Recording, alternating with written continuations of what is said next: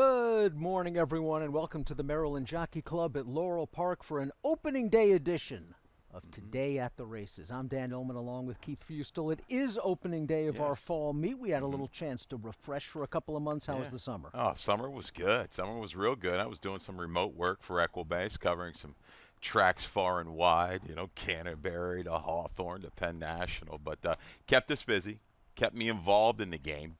Going to be honest, wasn't handicapping nearly as much as I'm accustomed to, so kind of going to knock the rust off of things here these first couple days and hopefully get you off to a good start. But looking forward to a great fall meet. We've got beautiful weather. Projected forecast looks good. We were gaining a lot of steam in our early pick five, in our handle. So let's pick that back up here as we get back going here in September, and looking forward to a good meet. And we're starting off hot with an 8-race card today. Of course, we have a really nice stakes race tomorrow. The Twixt credit to Eleanor Albert, our stakes coordinator. 10 horses in that filly and mare Twixt stakes at a one-turn mile. I think you can make a case for everybody. And of course, we've got everyone's favorite Post Time will be a big favorite on Sunday in the Polynesian. Yeah, Post Time looking to keep that perfect record intact at Laurel. He's been phenomenal here. Great for Maryland racing.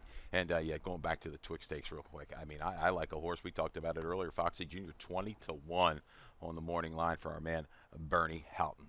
We have a beautiful day on tap for opening day. Let's take a look at our weather conditions and track conditions for our Friday card. Of course, first post time is 12:10. Main track is fast. The turf is firm. The temperature a beautiful 78 degrees here in our outdoor paddock. Let's kick things off with race number 1. It is a starter optional claiming event at a mile on the turf. We've got a field of 10 to scratches, make it a field of 8. Take out the 5 Rennie, take out the 10 Schrader. This is the first leg of the first of 2 value pick 5s. And again, if you've forgotten, we have the best value in racing for our pick 5. A 12% takeout. It's a low takeout. Maximize your winning opportunities with this value pick 5 play. You have a ticket. We had some phenomenal handles, some phenomenal payouts with this wager. So you're making a mistake if you don't dive in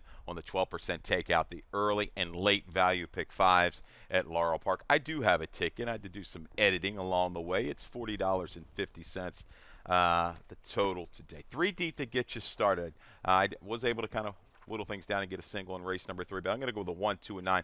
Baby Oscar, hopefully some value to kick things off here at Laurel Park. Back at Laurel Park. Love it. Race 2, 3, 4, 6. Preacher Myers, Liam's the Gray. 2 horses making their turf debuts. Looking for a little value to try to possibly upset Super Crunchy. I'm not going to leave that one out. Here's my single. Race number 3. Scratch the 1 Task Force in the city, and the 3 City Panda. I'll go with strategist for Tony Ferrer and Jovian Toledo. At a very, very short price. Going to be around that even money when it's all said and done. Race 4. It's a spread to me.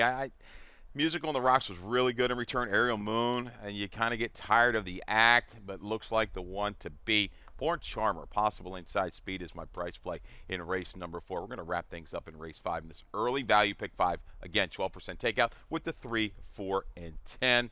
All fruits right, probably your best value in there. A $40.50 ticket.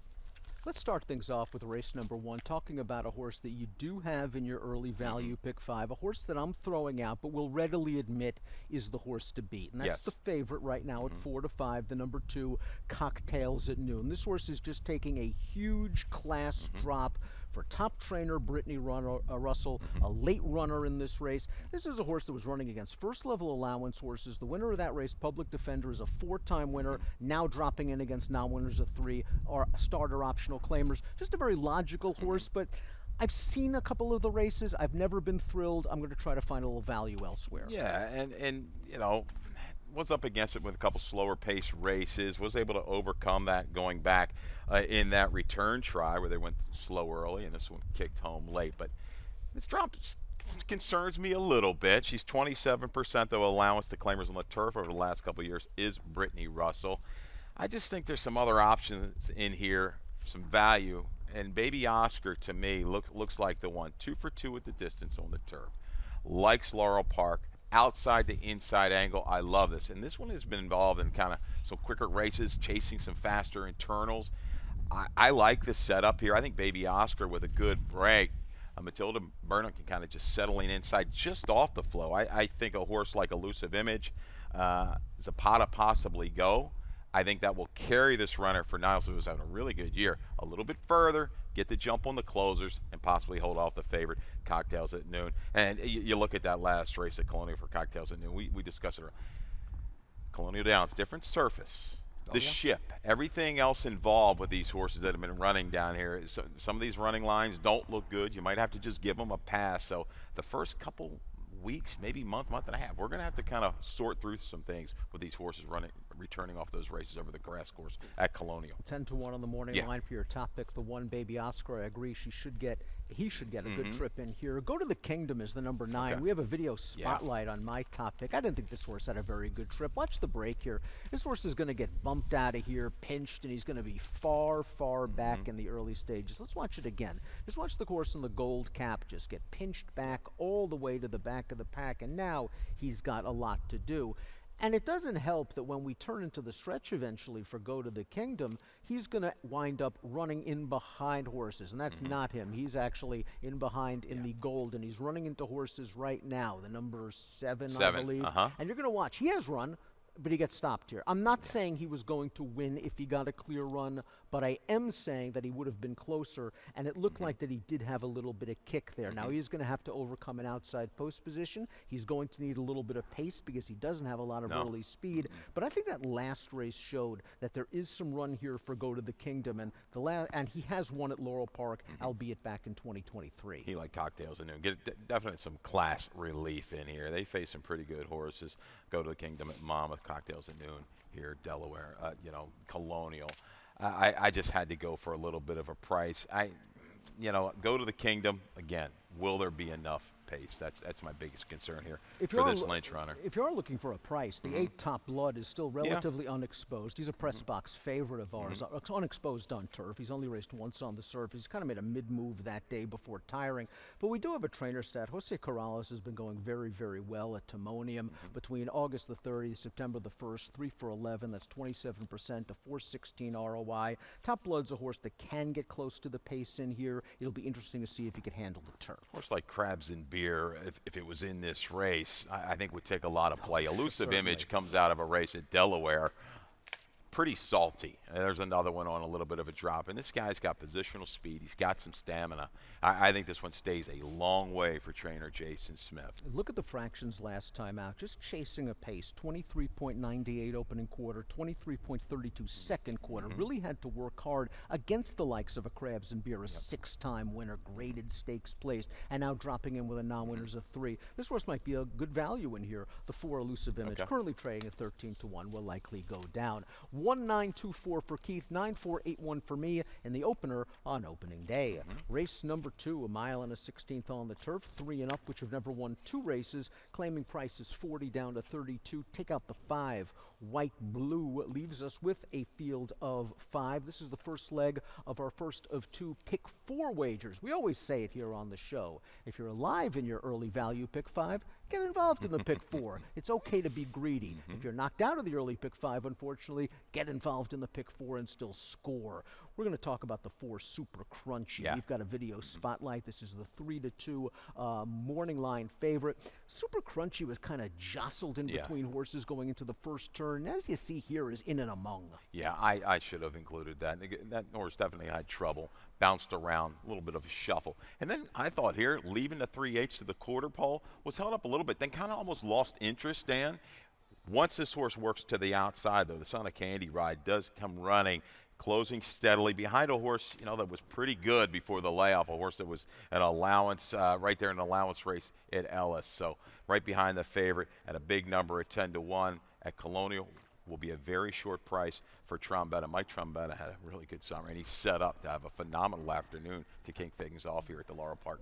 He's just been a solid horse, Super Crunchy. Maybe not the most prolific winner in the world. 6 seconds from 12 lifetime starts, but from a speed figure standpoint, from a race shape standpoint, he has tactical speed. He just figures to be right there. But I can understand anyone that sees those 6 second place finishes and say maybe he doesn't want to win. He's going to be a short price. I like where you're going in here. Kind of a new face. Preacher Myers going out for Hammy Smith, making the turf debut off a useful performance on dirt. This is a horse going back back to June was your value play, right? At a good number, it's 7-1. Got it done with the blinkers on. The blinkers have gone on. This horse has improved steadily.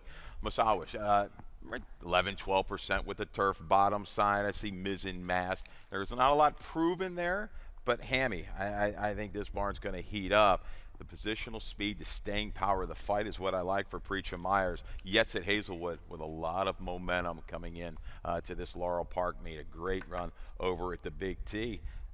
Why not? This move, profitable recent years for Hammy. The last 5 years, $3 ROI, dirt to turf with his 3-year-olds. Like that, and I also like the fact that you have another fresh face on turf as your second pick. That's the 6, Liam's the Great. I'm a big fan of the Liam's maps on turf. I think this horse could certainly improve on the grass.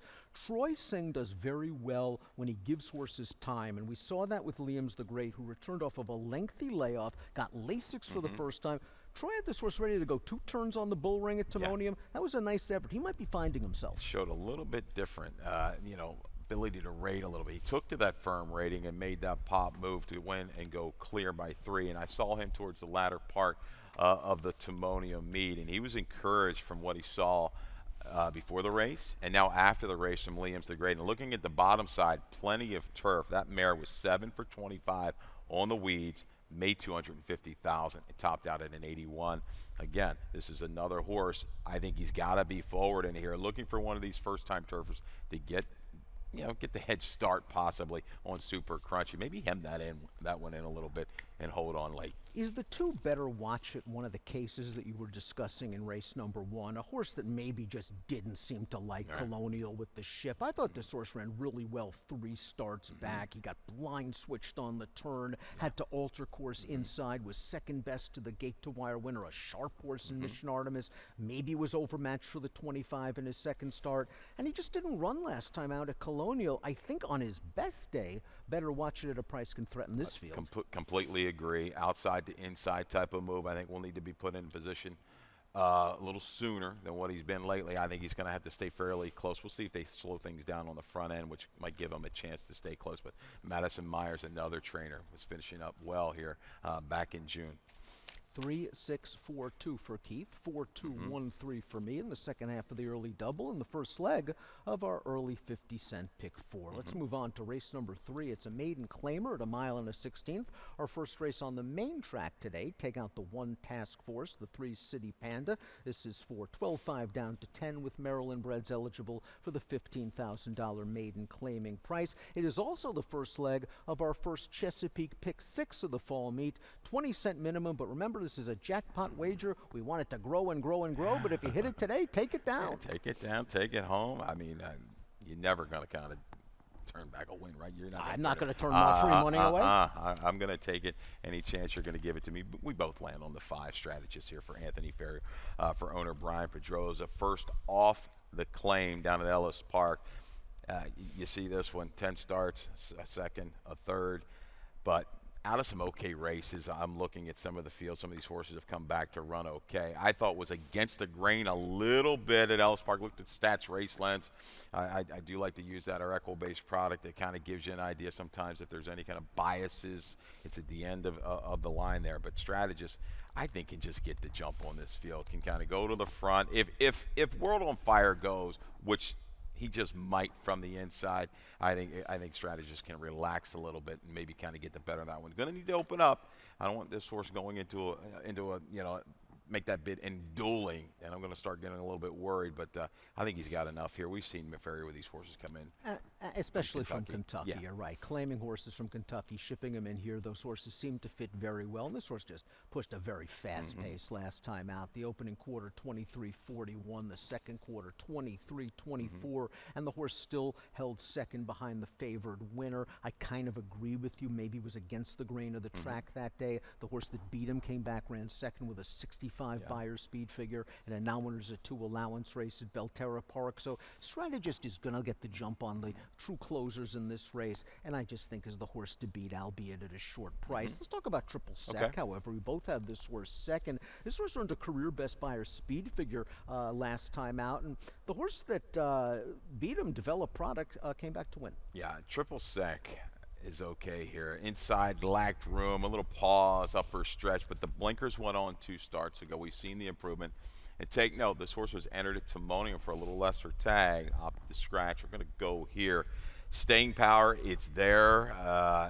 Again, not a ton of speed. You know, you get a little bit fooled by those internals sometimes at Colonial. They go so fast. So I think this one might need just a touch of help. It might get it if World on Fire can go ahead and go and keep strategists occupied. But this horse might be the best true finisher in race 3 for trainer Katie Voss. And I think if he breaks a little bit better, Triple Sec was a little slow from the rail last time out. If he breaks a little bit better, he can stay close to the pace. Maybe the 2 and the 5 do go out there and set things up. He does have some tactical speed. Real Talented is another horse that was up close to a pretty solid pace last time out. 24.17 opening quarter, 24.10 second quarter. For these kind of horses, that's a pretty enervating pace.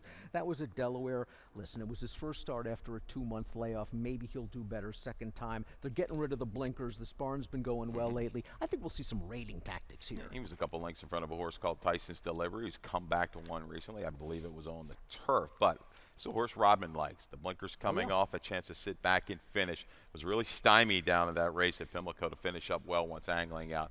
I think a user from just off the pace. But strategist might not have needed help. He gets help perhaps with a couple of scratches in here. He's our top pick. We see it the same way. 5-4-6-2 in race number 3. Race number 4. Starter optional claimer going 5.5 on the bowl game turf course. Fillies and Mares 3 and up started for a claiming price of 16 or less, in which have never won 2, or the claiming 16 to 12, in which never won 2. Take out the 4, the MTO, Sippin' Time. This is the first leg of our late 12% takeout value pick 5. Again, it's a great wager because of the low takeout, and our friend and colleague Mackenzie Pfeiffer has sent in a ticket. $48 ticket for Mackenzie, very affordable. Too deep to get you started in race number 4. The 5 Musical on the Rocks favorite, Aerial Moon, a short price. Musical on the Rocks, again, we talked about that big effort in return for Lapidus and Mike Giralis. Race 5, she's going to use 3 horses in here. The 4, Quamish, the 5, Courageous Mission, and the 10,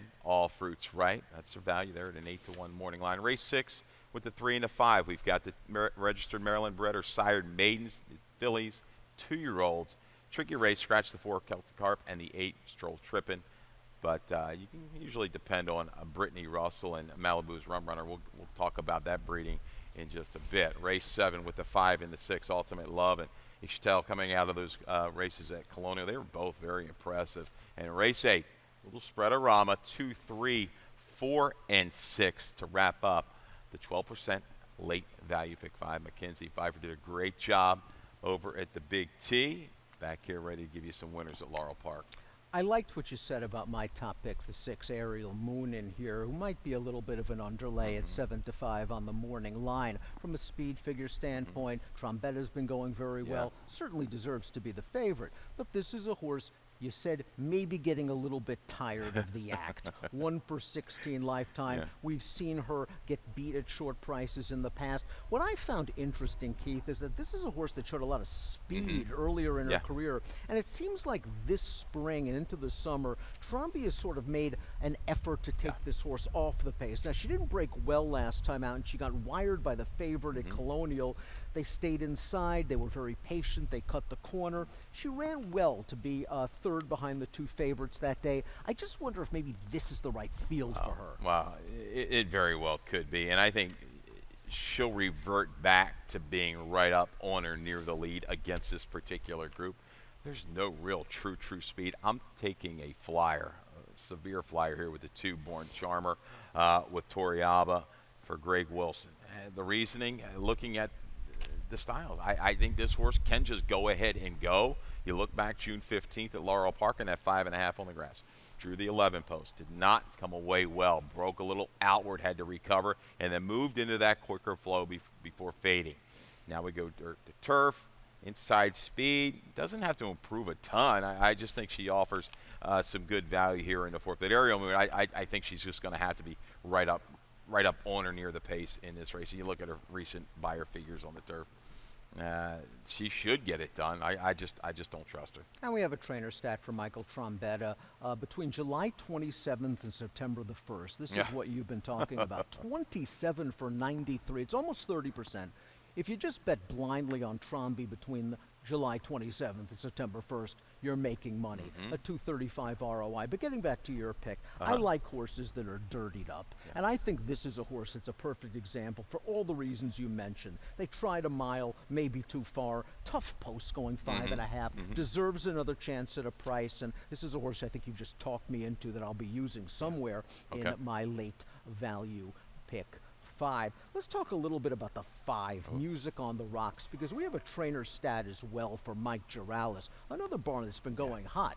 July 5th and August the 30th, limited, positive, 6 for 9. Wow. A $7.07 return on investment. This horse was claimed by Mark Lapidus. They gave him plenty of time, and he fired on turf. First time for this barn. And you look at that bottom side, if I'm not mistaken, Church Music, she was like the 3-mile type. I mean, she was running on and on and on. But this was a legitimate run. I had the feel, okay, all right, this horse come back and run okay out of there. But any little bit of help, any bit of improvement, Music on the Rocks will be right there for Giralis and Company. Let's talk a little bit about the number 8, Any Fool's Gold. We both got Any Fool's Gold in there a little bit. This is a horse I wonder might be best placed on the bottom of your exactas and trifecta, simply because she's already had so many chances. 1 for 27 lifetime. But on her best day, she can run a figure that can get a piece of this. And we got a rider that's riding very well right now. He's on a little bit of a roll. Should be able to drop in, save some ground around the turn. She's going to need to save every bit to enhance her late run. Ariel Moon, if she has the lead in the stretch, people are going to be screaming, wire. Maybe Born Charmer, 15 to 1 on the morning line from the Equibase Ace, gets it done. 2-6-5-8 for Keith, 6-5-8-3 for me. We're going to take a quick commercial break, and when we come back, it is time for the last 4 races on the card.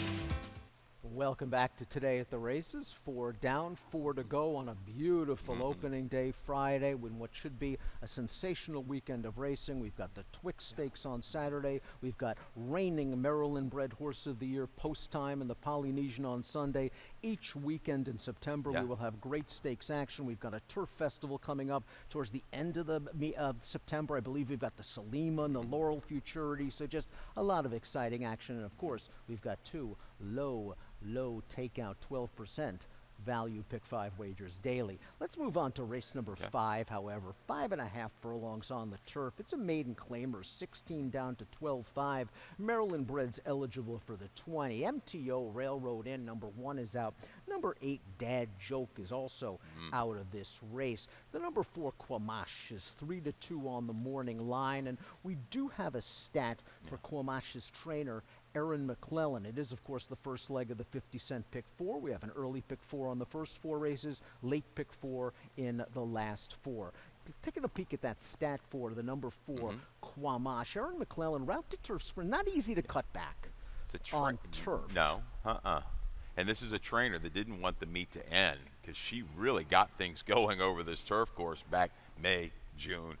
It was really, really good. So we're accustomed to seeing her win, bring these horses down from pen. What I like, Dan, when you look at Quamash's page, has shown the ability to chase and kind of grind on the main track. Will that kind of carry over to the turf? I think it will. I think Hernandez, who is a pretty good judge of pace, can kind of sit there. Things develop up front. You got a couple horses. Dave the Great, I think, has to go. Royal Flush, Hearts, maybe Nancy's Boy. They're going to go ahead and go. Maybe sit just behind and bring that finish. The bottom is certainly there. Quamash has excuses, I think, for also both of the turf races. The first was on a yielding course. I thought he ran pretty well, didn't break and rushed. Last time out, he's had a really solid pace. Had to go 22-3. The horse that was pushing him early ended up finishing last. And Quamash ended up finishing 3rd behind the 2 favorites. He ran well. We've seen the barn do it with cutbacks in the past. I think this horse is right in the thick of things when they turn into the stretch. I see you've got the 10 in here All Fruits Ripe for Valerie Smith, a very underrated trainer. All Fruits Ripe has a couple of races. That race back on June the 7th is a race that is very interesting to me. That's the key. It's the turn back. We're going to get it again off the mile and 70 at Delaware, a little chase and fade. It really worked. April 18th to June 7th at Laurel Park when going back to 5.5. Loomed large. A little lugging cost this one even a little bit closer placing in my opinion. But Jan Rodriguez, familiar. Again, the speed is going to be there. I expect to finish from the 10. I'm going to try to get the 6 Royal Flush Hearts into my numbers somewhere. Maybe he won't go off at the 30-1 morning line, but this horse tried to go 5.5 on turf in his second lifetime start. He was very, very wide, and it didn't work out. They tried to go a mile, and he just went too fast. 23 for the opening quarter for these horses is way too quick. He paid the price. At this sprint distance, I think he can be close without going guns blazing. Big number, 30-1, keys up against Gordito. You see that one on the page of the favorite, number 4, Quamish. Anybody else you want to touch upon? Dave the Great. Let's talk about Okay. Dave the Great. You've got this one in here, trying turf for the first time. I think the sharpest techers will be fine on the turf. I like Desire Freud on grass. Blinkers off could be a key. I want this horse to relax a little bit. That's it. That's all you need to say. You took the words right out of my mouth for the 3, Dave the Great. And Furious George for our friend Damon Dilladovico, I still think has some excuses for races on the turf. The horse was raided into submission going a mile on April the 8th, and then the turf race, turning back to 5.5 might have been a little bit too much. I don't want to give up on that horse just yet. And underneath, I will use the 5, Courageous Mission. I believe this is a horse that McKenzie has in her pick 5 ticket. Robbie Bales, another trainer, rolling right along, had a really, really good summer. Good man, Robbie Bales. A little fade last time out. I think gets away from that inside draw. He's going to be able to take back a little bit further and make a move into this flow. Let's take a look at race number 6. It's a maiden special weight for Maryland bred or sires. We're going 5 furlongs. These are 2-year-old fillies. We're going to scratch the 4 Celtic Harp, the 8 Stroll Trip, and no Jackpot Super High 5 this afternoon on Saturday. We'll try again tomorrow. These are 2-year-olds. It's basically a guessing game. I landed on Brittany's first-time starter in here, the 5 Share Success. I think we both liked Hammy's horse a little bit before. We did. I'm scratching into Brittany's horse. We do have a trainer stat on the 5 Share Success. 2-year-old debut runners in dirt sprints, 6 for the last 16. 38%, a $2.53 return on investment. This is a $115,000 yearling by a first crop sire in Gage, who is a pretty quick horse. The dam, though, was very precocious, Keith. 2-year-old stakes place dirt sprinter. That horse herself was a half to several good turf horses. There's family here. It's Brittany with a first-time starter. I'm expecting a good performance. Second dam, who did it and run. Beat the boys in the Jersey Derby on turf. 107 on the turf, 100 on the dirt on the go back. But yeah, talking about the mare sticking together. Callie put a little note in and go to our handicapping guide. Was second to Hello Beautiful. That's Brittany right. Runner Brittany Russell. In debut. Now, you have Malibu's Rum Runner, a first-time starter coming in from Pennsylvania. Talk about pedigree. No, it's there. What, 3 full siblings? One right off the bat, Malibu Moonshine. Horse by the name of Maxine's Tap Room, a limited career, but one first time out. I believe that was a Ron Moquette trainee.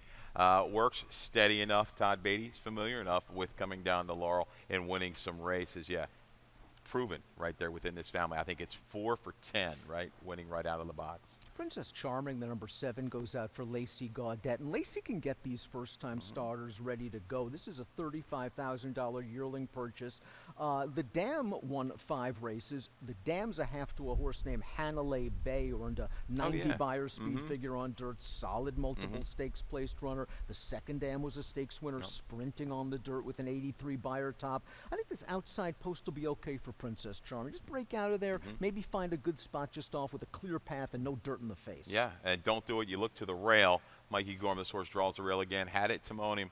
a sneaky late run, the prep. Experience counts. Experience certainly does count. I think this is another Rod Dog special. And Tromby's got As the Bell Tolls, the number 6, a $75,000 purchase in May. Breezed a furlong in 10-3 prior to that auction. This is a half to a horse named Bucaro, a stakes-winning sprinter on the synthetic, a horse that won the first 2 starts of the career. Yeah. So maybe As the Bell Tolls, for a very live barn, is going to show us some speed. This is going to be a fun race.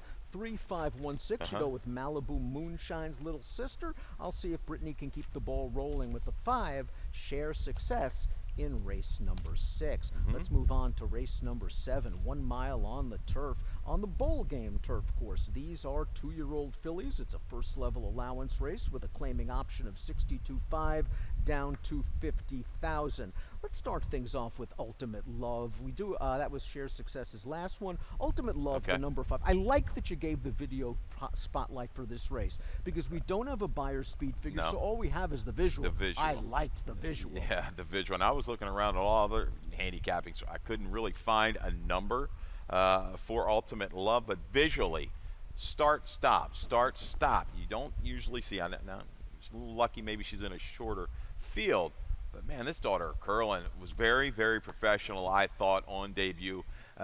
Ruiz just never really panicked, and when he gets to the outside here, she rolls right on by, and she goes clear and comfortable enough, like she's got more in the tank. It's the perfect description. Professional. She showed multiple gears, but not only did she show multiple gears, she listened to the rider's commands. When it was time to go, she went. When it was time to stop, she stopped. Now she's going, and she pulls away. And the fact that she doesn't have a buyer speed figure, it might actually help your price in here on the 5, Ultimate Love. She's going to have to beat the number 6, Ixchel, for trainer Brittany Russell. We do have a stack for Brittany with Ixchel. Last out maiden winners returning on turf, 16 for the last 44, 36%, a $4.01 return on investment.